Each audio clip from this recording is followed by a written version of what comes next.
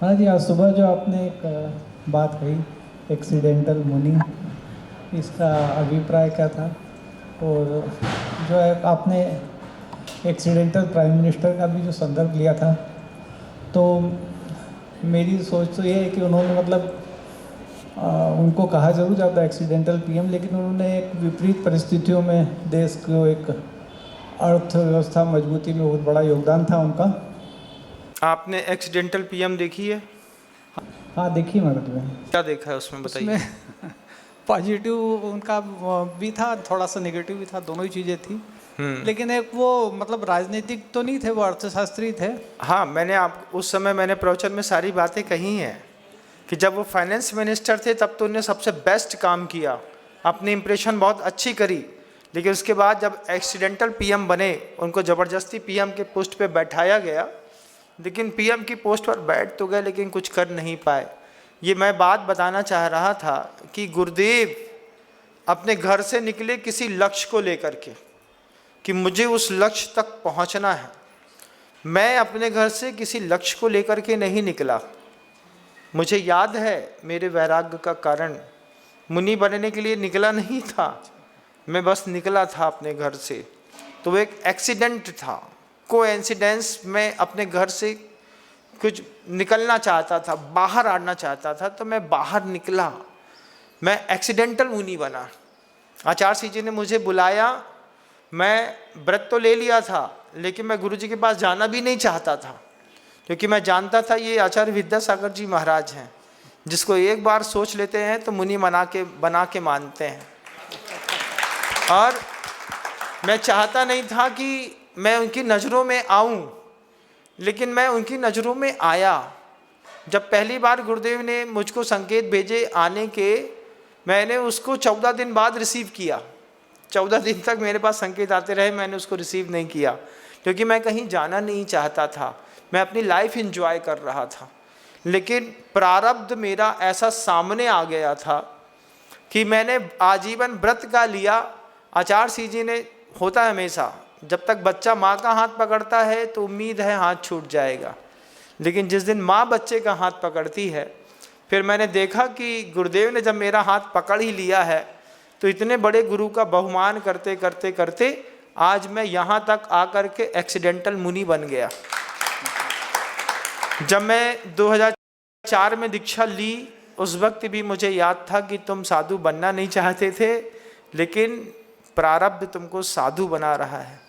उसके बाद गुरुजी ने मेरे ऊपर 20 साल काम किया। एक मूर्तिकार के गोदाम में कोई मूर्ति रखी हो, मूर्तिकार रोज उसको सुधारता हो, रोज ठीक करता हो। कुछ मूर्तियां होती हैं आनन फानन में मार्केट में बेच दी जाती हैं, लेकिन किसी मूर्ति को किसी मूर्तिकार ने 20 साल तक लगातार सुधारा हो, सुधारा हो, सुधारा हो। तो मैं आज सोचता हूँ कि 20 साल का समय दिया गुरुजी ने मुझे अपने उपाश्रय में रह करके सब कुछ देखने, समझने, अनुभव करने का, सीखने का।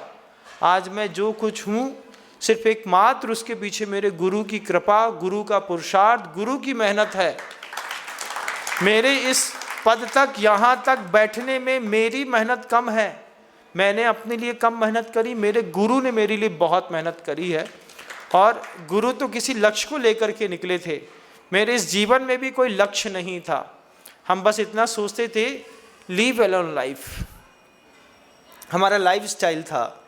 मैं संघ में भी था तो मेरा लाइफ स्टाइल था कि मुझे सुबह अपने टाइम पे जंगल जाना है।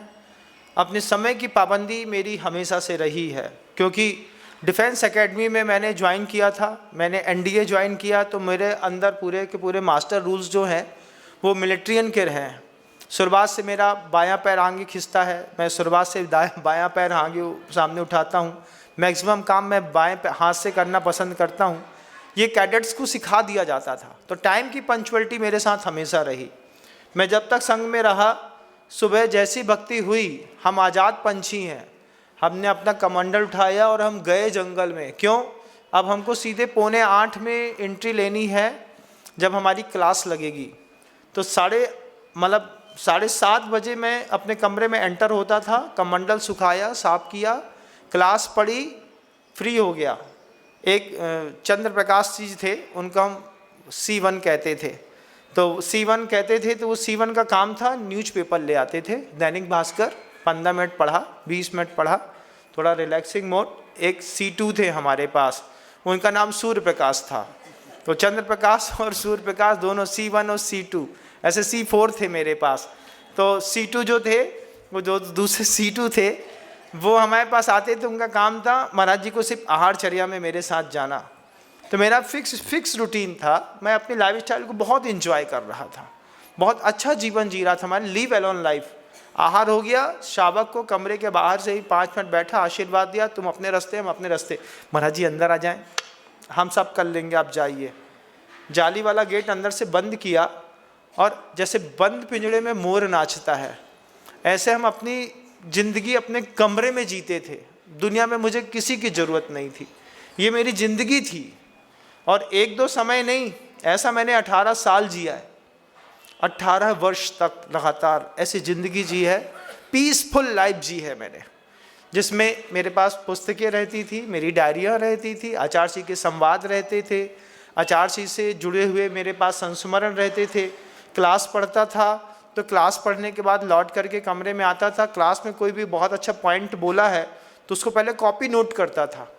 ये मेरी शुरू से हैबिट रही है, मेरी पूरी कॉपियों में किस डेट को आचार्य ने कहाँ पर क्या बोला है, वो कॉपी नोट है मेरे पास।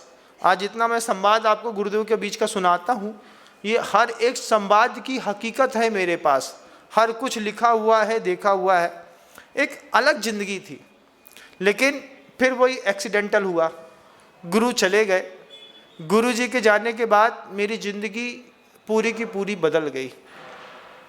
जो मैं अपनी ज़िंदगी जी रहा था, कल तक मुझे लगता था मुझे दुनिया में सब जगह जाना है, सब करना है। ख्वाब था मेरा 2030 में गोमटेश्वर बाहुबली स्वामी के दर्शन और उनका महामस्तकाभिषेक देखने का। सोचता था गुरु जी से परमिशन मांग करके 2 साल के लिए दक्षिण जाऊंगा, लेकिन गुरु जी चले गए, उसके साथ ही साथ मेरे दुनिया के पूरे ख्वाब चले गए। जब तक आचार्य जी थे 1000 ख्वाब थे, आज एक ख्वाब है आचार्य श्री, इसके अलावा कोई ख्वाब नहीं है मेरा ज़िंदगी का। मैंने सबसे कही है ये बात, मैंने गुरुदेव श्री समय सागर जी महाराज जी से भी ये बात कही कि गुरुदेव मेरा जीवन सिर्फ आचार्य भगवंत के प्रकल्पों को पूरा करते करते निकल जाए तो मैं समझूंगा कि मैंने एक अच्छा शिष्य होने का सही प्रमाण पत्र दिया है। इसलिए मैं इंदौर गया, इंदौर में मैंने मेहनत करी पूरे 8 महीने। जनता ने मुझे गौर से ध्यान से सुना, उनने देखा कि महाराज सिर्फ गुरुवर के प्रकल्पों की बात कर रहे हैं, इसके अलावा कोई बात नहीं कर रहा हूँ। जनता ने इतना अच्छा प्रतिसाद दिया, 135 करोड़ रुपए की राशि का कलेक्शन हुआ, ऐतिहासिक था। अभी भी जो इंदौर के लोग बैठे हैं, जो मेरे साथ जुड़े हैं, आप यहाँ पर बैठे हुए लोगों के चेहरे देख करके आप इम्प्रेशन से अंदाज़ा नहीं लगा पाएंगे कि ये करोड़ रुपए दे करके शांति से हमारे पास बैठे हुए हैं। तो ये डिम्पल भैया हैं हमारे पास, संजय भाई बैठे हैं, अमित बैठे हुए हैं, ऐसे कितने लोग हैं हमारे पास जो लगातार मुझसे जुड़े रहे। पूरी लाइफ चेंज हुई सिर्फ गुरु जी के जाने के बाद। जैसे बाप के मरने के बाद बाप की चिता के सामने बड़ा लड़का अपनी जवाबदारी खुद लेकर के या तो बहक जाता है या गंभीर हो जाता है। मेरे गुरु ने 18 साल का जो मुझे एक पुरुषार्थ करके संवारा था, आज मुझे बार बार एक ही चीज़ लगती है कि मेरा एक भी दिन व्यर्थ ना हो। मैं आप लोगों से भी यही बात कहता हूँ, आपको कुछ करना है तो करिए, नहीं करना है तो मत करिए, लेकिन मेरा समय खराब मत करिए। मेरा समय बहुत कीमती है, कब जीवन की शाम हो जाए उसके पहले मैं गुरु जी के किसी प्रकल्प पर मेहनत करके अपने जीवन को सार्थक कर सकूं। आज मेरी ज़िंदगी का एक एम है, आज मुझे एक रास्ता दिखाई दिया है कि मुझे सिर्फ गुरु जी के प्रकल्पों में अपना जीवन जीना है और मैं जी रहा हूँ। मैं यहाँ भी आया हूँ तो गुरुदेव श्री समय सागर जी महाराज जी के आशीर्वाद से आया हूँ। उन्होंने कहा है मुझसे कि उज्जैन में मंदिर बनना है, आप उसकी भूमिकाएं तय कर लीजिए, इसलिए मैं आया। नहीं तो भिनम सागर यहाँ 1 मिनट के लिए पैर नहीं रखता उज्जैन के अंदर। मुझे नीमच बुला रहे थे, मंदसौर का पंचकल्याणक, सबसे बड़ा पंचकल्याणक के लिए पूरी मंदसौर की समाज आई मेरे पास। संजय मुरैना ब्रह्मचारी आया, उसने कहा गुरुदेव पूरा मंदसौर, पूरा नीमच, पूरा रतलाम आपको चाहता है, आप आइए, वहाँ का वैभव देखिए। हमने उनसे भी एक ही बात कही, किसी दूसरे साधु को बुला लो, मेरे पास समय नहीं है। कहीं जाता हूँ नेम और फेम मिलता है, ऐसा नहीं है कि नहीं मिलता, सब मिलता है, लेकिन अंतर्मन एक ही चीज़ कहता है, तुम्हारा जीवन सिर्फ गुरु के लिए बना है। आज वो समर्पण, वो डेडिकेशन, वो पागलपन मैं अपने शब्दों से बयान नहीं करता, लेकिन मैं उसको जीता हूँ, मुझको उसको जीने में आनंद आता है। तो ये जो लाइफ स्टाइल बदली है, ये सब की सब पूरी की पूरी, जो आपने बोला ना कि सुबह आपने कैसे कहा कि हम एक्सीडेंटल मुनि हैं, हम एक्सीडेंटल मुनि हैं और हम एक्सीडेंटल पागल भक्त भी हैं अपने गुरु के। अगर गुरु जी अगर असमय में यहाँ से कहीं गए नहीं होते तो हो सकता है मेरी भक्ति इतनी आसमान नहीं हुई होती। मैं क्या बोलूँ, मैं आपको एक उदाहरण देता हूँ, आप देखिएगा। आचार्य भगवंत जब इस सृष्टि पर थे, पूरी दुनिया के लोग इस बात को गौर से सुने, आचार्य भगवंत जब इस सृष्टि पर थे तब बड़े बड़े साधु जो प्रवचन देते थे, आचार्य जी के रहने के पहले के प्रवचन और गुरुदेव के जाने के बाद के उनके प्रवचन को मिला करके देखिएगा, जमीन आसमान का अंतर आ गया है। जो लोग पहले दबी जुबान से, शालीनता से, कुछ अलग अंदाज से धर्म का व्याख्यान करते थे, आज उनकी भाषाएं बदल गई हैं।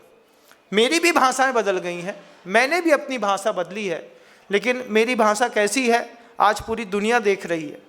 मैं सिर्फ एक काम कर रहा हूँ, मुझे अपने गुरु के लिए जीना है। मैं चाहे इंदौर रहा, मैं चाहे उज्जैन आया, मैं चाहे यहाँ से बागीदौरा जाऊँ, चाहे मैं यहाँ से भोपाल जाऊँ, मैं कहीं भी जाऊँगा, मेरे जीवन में एक लक्ष्य है, मुझे मेरे गुरु का दिया गया प्रकाश पे चलना है। यही मेरी एक पहली और अंतिम इच्छा है, यही मेरा एक एक्सीडेंटल पागलपन है।